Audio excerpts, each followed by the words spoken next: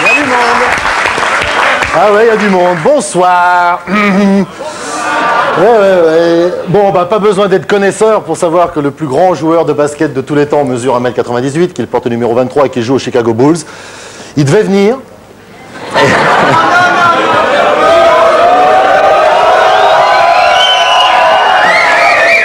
Mais si, il est là. Mais oui, il est là. Alors je voudrais avant remercier les maisons Nike, Gatorade, Oakley Wilson, McDonald's, CBS, Sportline, les céréales Wheaties, les vêtements Coach Leather Products, les sous-vêtements Heinz, la maison Chevrolet, ABC, les piles Rayovac, Warner Bros, les téléphones WorldCom, les parfums Bija et les rillettes Bordeaux Chanel, mais c'est juste pour moi parce que j'aime le port, qui nous ont prêté pour un soir ce qui se rapproche le plus d'un dieu sur cette pauvre terre, Michael Air Jordan, s'il vous plaît.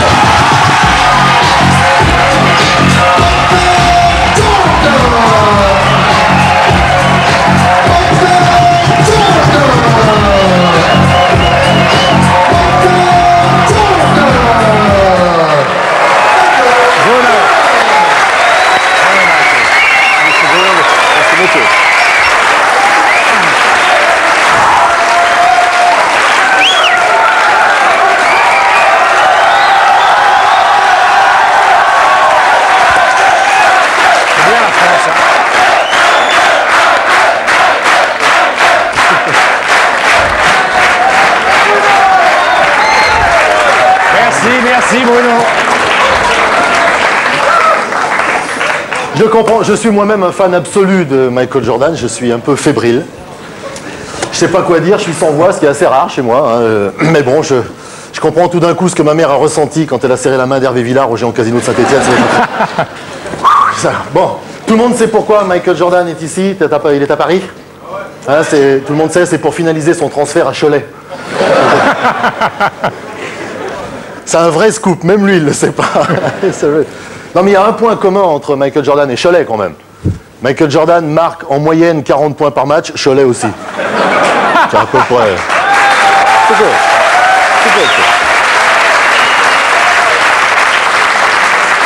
Bon. Sinon, accessoirement, il va jouer le McDonald's Championship.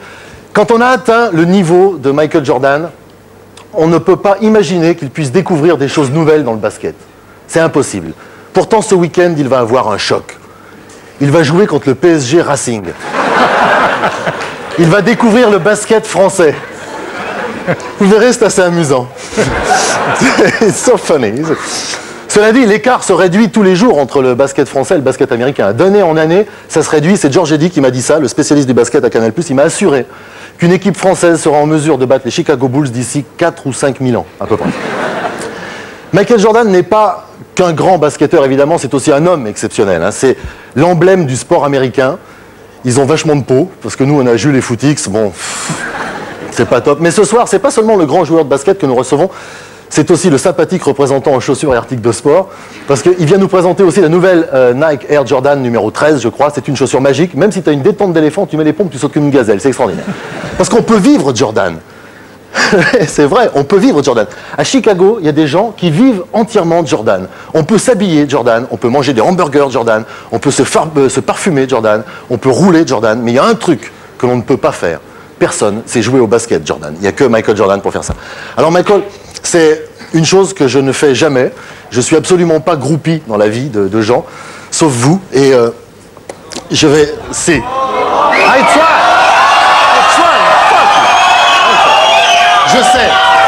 Je sais que c'est difficile pour vous de faire ça. Je sais, il y a 250 gardes du corps qui vont essayer de me piquer le ballon en sortant. Je vais partir en courant. Mais c'est pour un petit garçon qui a 12 ans. C'est moi, ce soir. Okay. S'il vous plaît.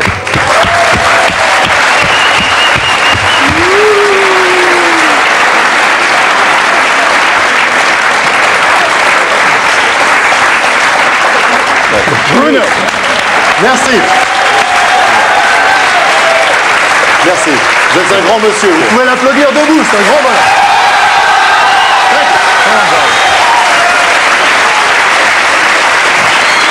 Et accueillir George Eddy. All right, bud. Thanks for coming. All right. Bon. Les enfants, un peu de calme. Ça va, Michael? I'm doing fine. C'est bon, très bien. Vous savez qu'on vous adore, donc on va découvrir votre vie et votre carrière. C'est un sujet que George et toute l'équipe de Canal+, qui retransmet la NBA depuis 1985, est très fier de vous présenter. C'est vous, votre carrière, et vous allez voir des paniers, une stratégie de jeu extraordinaire pendant toute cette journée, parce qu'on va parler évidemment ce soir pas mal de basket et de vous. Regardez. Le petit chétif Michael Jordan devient notoire à 19 ans grâce à ce panier du titre universitaire avec North Carolina. En 84, il est meilleur marqueur et champion olympique avec les États-Unis. Chicago Bulls pick Michael Jordan. Jordan on the drive.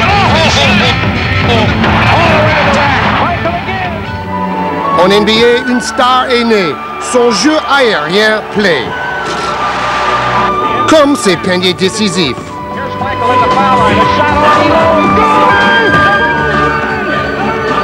Et son look. Après 7 ans de réflexion et d'attente, Jordan remporte son premier titre contre Magic Johnson et les Lakers. Puis c'est le doublé face à Portland et Clyde Drexler. En 92, Jordan fait décoller le phénomène Dream Team avec Magic Johnson à Barcelone. Jordan devient aussi une star planétaire de la pub. I smell popcorn. You got butter popcorn? Eat it while it's hot. Get it while it's butter. En 93, Jordan gagne son 3e titre face à son copain Charles Barkley, avant de s'éclipser sous la pression médiatique. Away from the game of basketball. And that's where I feel right now. I've been on this roller coaster for 9 years. It's just time for me to ride something else. C'est pour réaliser son rêve de gosse et le rêve de son père, jouer au baseball. Mais son amour du basket est trop fort. Michael Jordan announced today he's coming back to basketball. Jordan reprend son envol tout en s'amusant davantage, alignant 2 titres supplémentaires en 96 et 97. Mais cette saison à venir sera sa dernière. La famille Jordan pourra passer plus de temps ensemble. Voilà. Bon. Michael, on a plein de questions à vous poser. On va avoir beaucoup de sujets. Je vais vous demander un tout petit peu de calme pour qu'on puisse écouter ce que Michael va me dire. La première question, on va être direct. C'est vrai qu'il y a beaucoup de gens qui s'interrogent sur ce que va être la suite de votre carrière. George, dans le sujet, disait qu'il y a des moments où vous en aviez un peu assez de la pression médiatique, voire des journalistes que nous sommes. Est-ce que vous allez, à la fin de la saison, arrêter définitivement le basket américain? Qu'est-ce qui va se passer? Vous savez qu'on attend tous ça, puisqu'on est fan de vous, avec impatience de savoir ce que vous avez décidé. Pour l'instant, je ne sais pas encore. Je crois que je vais me détendre un petit peu, je vais passer du temps avec ma famille, et puis jouer au golf. Puis bon, j'ai d'autres obligations auprès d'autres sociétés, Nike notamment, Bujon, les parfums. Il y a également WorldCom. Bon, il y a d'autres sociétés avec lesquelles j'ai des contrats. Mais dans la tête, vous avez pris votre décision ou pas? Même si vous ne l'avez pas. Vous savez ce que vous allez faire? Dites-moi, regardez-moi franchement. Vous savez ce que vous allez faire? Non. Non. Non. Non, quand on prend sa retraite, justement, l'idée, c'est qu'on se réveille un matin et puis on décide de faire ce qu'on a envie de faire. Non, mais la décision de la retraite, elle est prise ou elle n'est pas prise? Non, même pas ça, c'est pas absolument définitif. Bon, ma décision dépendra un peu du retour du public. Oui, c'est ça, de l'attitude vis-à-vis de votre entraîneur, car vous voulez rester à condition que lui reste, ce qui n'est pas le cas du propriétaire du club qui voudrait que lui parte, c'est ça? C'est ça. Bon, si Phil décide de rester, si mon entraîneur décide de rester, je resterai encore un an. En tout cas, j'essaierai. Mais enfin, s'il décide au contraire de changer d'entraîneur, et là, je crois que ce serait un début de reconstruction. Moi, je ne veux pas en faire partie. Alors, et j'ai une question aussi qui vous concerne, vous, la pression médiatique, le fait que les gens vous comparent à Dieu, etc. Est-ce que vous trouvez ça franchement raisonnable? Ça fait partie du métier. Bon, j'aime bien avoir un peu plus de vie privée, de tranquillité. Mais enfin, la seule façon de savoir qui est Michael Jordan, c'est de lire la presse. Donc, c'est une partie de mes responsabilités aussi, de ne pas fuir complètement cette pression-là. Envers les fans, c'est un peu une obligation. Alors, on va voir les 5 titres et après, donc, on va rentrer un peu dans le monde du basket avec George qui commente tous vos matchs depuis maintenant des années et qui vous adore. On va voir donc les 5 titres gagnés par Michael Jordan, parce que les images sont importantes, puis le Jordan 97. Vous allez voir que la retraite du baseball n'a rien changé à ce qu'il est capable de faire sur un parquet. D'abord, les 5 titres. Boum! Boom, le smash! Oh, c'est fabuleux! so gratifying. I've appreciated so long in my life. For my family, for my kids, everything. It's the most proud day I've ever had. Jordan à 3 points. Et Jordan qui dit, c'est impossible de m'arrêter. Que voulez-vous faire? Que voulez-vous? Et maintenant, si les Bulls marquent, ils sont quasiment certains de l'emporter. Jordan, ballon du match. Quel incroyable panier de Jordan! Et encore un rebond de plus pour Rodman tout de suite la contre-attaque. Oh là là! Pour Jordan, la passe dans le dos. C'est pas possible qu'on vient de voir là! Chicago, c'est fait et champion du monde. 7 secondes à jouer, le score pour l'instant 82 partout. Ballon dans les mains de Tony Kukoc. Jordan va y aller. Pas de prise à deux. Ça va être une prolongation s'il rate. Il est fait.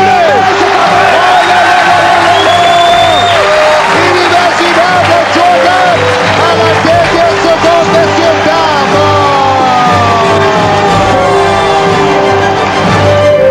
Voilà, et dans vos bras, Michael, Scottie Pippen. On va voir des images de la saison 97 et après on va tranquillement bavarder parce qu'on a beaucoup de choses à vous dire, mais c'est important de voir toutes ces images parce qu'après tout, une carrière de grand sportif, ça se regarde d'abord. Let's play some basketball.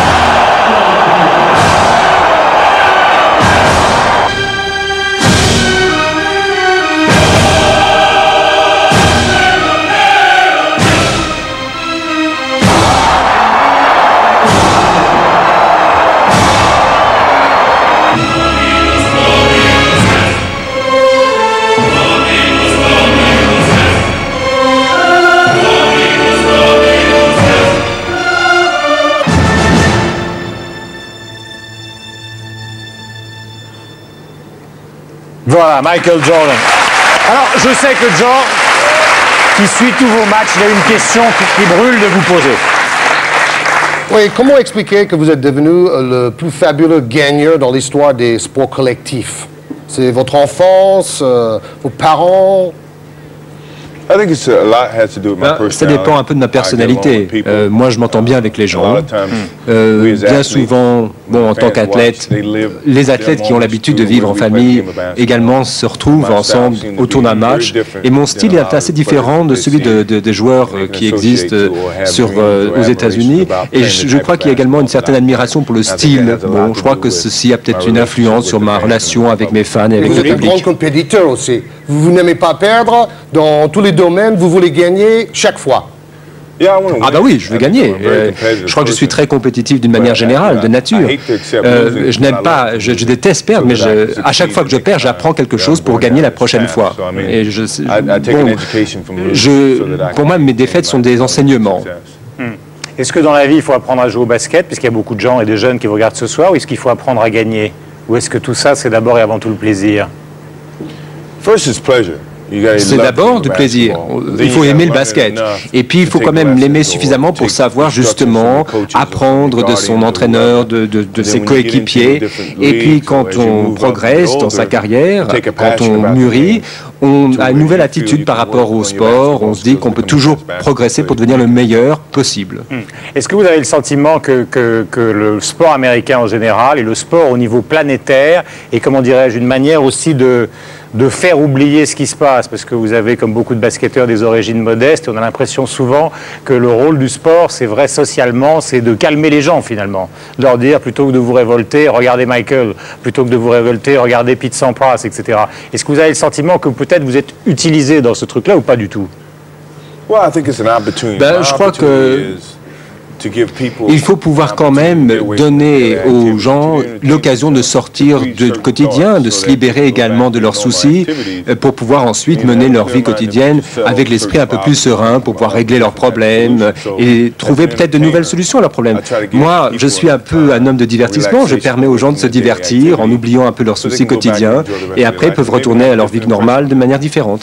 Alors on va marquer une page de publicité parce qu'on va passer toute l'heure ensemble tranquillement. On va marquer une page de publicité parce que nous aussi on vit avec la publicité ici sur Canal+, et on est ravis de vous retrouver dans un instant. Par an, je voulais vous faire un petit cadeau français, parce que nous on a l'équipe de Cholet comme disait Bruno, mais on a 2-3 trucs qui sont assez bien foutus sur le plan mondial.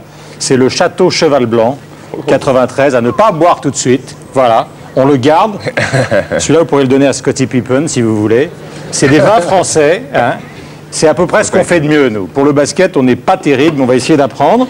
Et on va marquer une petite pause de publicité. Il ne faut pas aller boire ce soir, Michael. Ça se garde.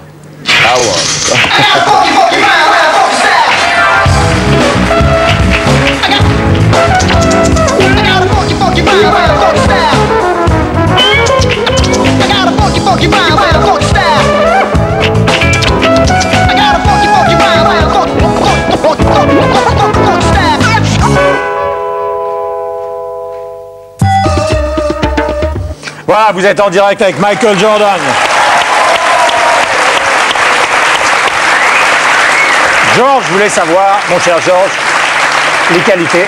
Oui, allez, il ne faut pas être timide, mon vieux. Hein, je ne suis pas timide, j'attends votre lancement, mon cher Guillaume. Allons-y. Alors, quelles qualités recherchez-vous chez les autres et notamment chez vos amis et vos coéquipiers? Il faut que d'abord tout le monde s'amuse. Il faut qu'on puisse travailler en aimant le sport pour construire la meilleure équipe de basket possible. Il faut avoir cette volonté commune et la meilleure façon d'y arriver, c'est d'être vraiment une équipe soudée. Il faut que chaque joueur joue son rôle, certes, mais enfin il faut le faire au mieux possible. Et tes amis, c'est quoi? Quelle est la chose la plus importante chez vos amis? La fidélité, l'intégrité La confiance, la loyauté, là ce sont les qualités maîtresses qui se construisent sur les années. C'est pas en un an que ça se fait. Mes meilleurs amis sont les amis que je connais depuis que je suis un gamin. Et qui sont toujours là? Ah oui, ils sont toujours là, on est toujours en contact. Mes copains viennent me rendre visite. Mes amis sont des amis de toujours et ils restent amis pendant des années innombrables. Je vais vous présenter un type que vous connaissez bien, qui joue un peu derrière vous. Le bad guy de la NBA, Dennis Rodman. Il est venu il y a quelques jours et il disait « Non mais, vous inquiétez pas, il n'est pas derrière. Hein. Il est resté chez lui, il n'est pas là. » C'est un petit extrait de ce qu'il nous disait il y a quelques jours sur la manière dont il voit l'évolution du basket. Et vous allez nous dire ce que vous en pensez, puisque c'est vous le boss. Rodman.